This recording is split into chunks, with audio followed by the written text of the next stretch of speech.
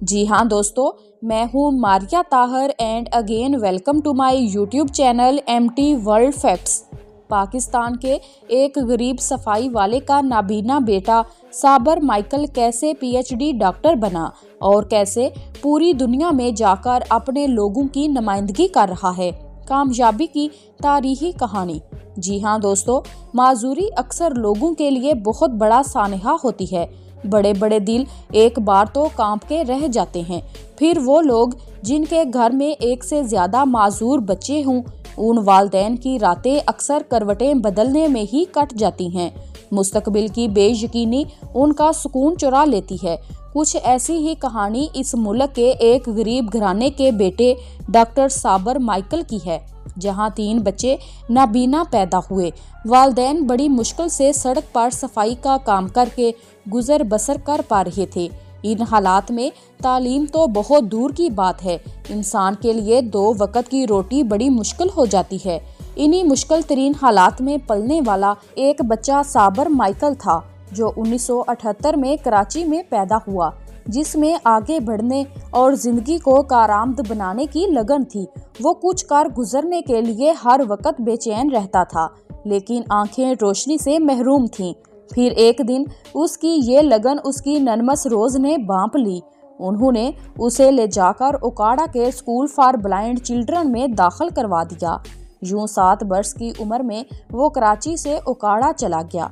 उसने खूब मेहनत से अपनी इब्तदाई तालीम मुकम्मल की और पूरे स्कूल में अपनी पहचान बनाई। जब वो 9वीं और 10वीं जमात के दौर से गुजर रहा था, तो अक्सर उसके दोस्त डॉक्टर या इंजीनियर बनने की बातें करते। तब वो अपनी मंजिल से नाआशना था। वो सोचा करता कि वो पढ़ लिख कर क्या बनेगा। उसे ये फिक्र कभी नहीं रही कि वो गरीब वालदैन की औलाद है, शायद वो उसकी तालीम जारी ना रखवा सकें। वो अगर कुछ सोचता था तो ये कि उसकी माजूरी के साथ उसके लिए कौन सा शोबा ज्यादा मुनासिब रहेगा। और फिर जब उसने मैट्रिक को मुकम्मल कर लिया तो वो कराची लौट गया। स्कूल के 10 सालों ने उसके अंदर मौजूद शऊर की आंख को बेदार कर दिया था। उसके जज्बे में मजीद इजाफा हो चुका था। कुछ कर गुजरने का जज्बा, कुछ पाने का जज्बा और अपने लोगों के लिए कुछ कर दिखाने का जज्बा। फिर वो कॉलेज जाना शुरू हो गया। उसने नेल्सन मंडेला की तहरीक के बारे में सुना तो असातिज़ा से फरमाइश करके वो नेल्सन मंडेला की तकारीर के तर्जमे सुना करता। उनकी बातों से उसने बहुत कुछ सीखा और उसे पहली दफ़ा पता चला कि वो भी डॉक्टर बन सकता है। माजूरी हो, बेनाई ना हो, माशी हालात सख्त खराब हों तो मसाइल में खुद ब खुद बहुत इजाफा हो जाता है। उसे भी पढ़ाई के दौरान बेशुमार मसाइल का सामना करना पड़ रहा था। स्कूल और कॉलेज जाने की मुश्किलात से लेकर किताबों को खुद ब्रेल में लिखने तक बेशुमार चीज़ें उसे अक्सर बेबस कर देती थीं। लेकिन वो हार मानने वालों में हरगिज नहीं था। उसे अपनी क्लास के दोस्तों में भी कोई लगन और जज्बे वाला दोस्त ना मिल सका। अक्सरियत सब कुछ हालात पर छोड़े हुए थी। मुतालिया ने उसका शऊर बढ़ा दिया था। वो अब अपने से ज़्यादा अपनी पूरी कम्युनिटी के बारे में सोचता था।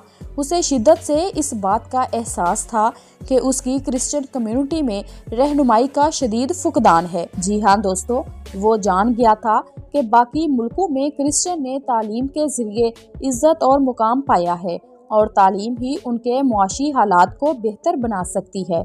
ये एहसास बढ़ता चला गया और वो तमाम मुश्किलात का सामना करते हुए कॉलेज से यूनिवर्सिटी पहुंच गया।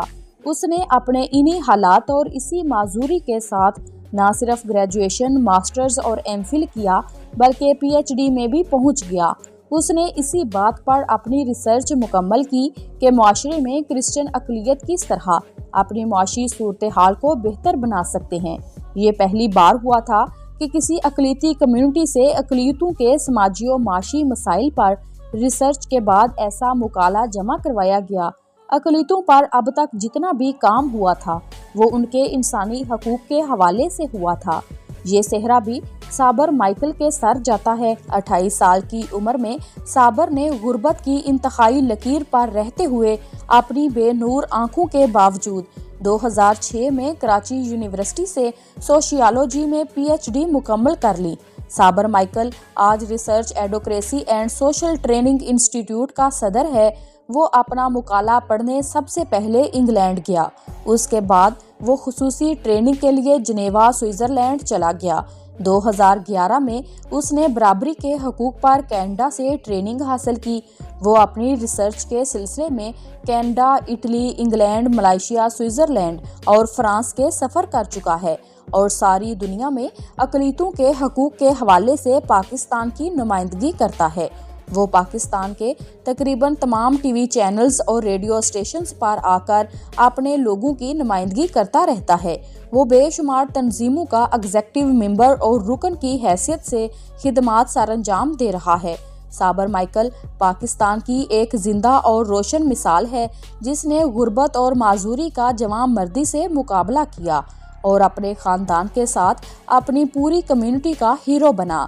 آج کل وہ کراچی یونیورسٹی میں اسسٹنٹ پروفیسر کی حیثیت سے اپنی خدمات سر انجام دے رہا ہے اور اس پیارے وطن کے لیے ایک روشن ستارے کی حیثیت رکھتے ہیں۔ ڈاکٹر صابر مائیکل کی کہانی میں سیکھنے کے لیے بہت کچھ ہے۔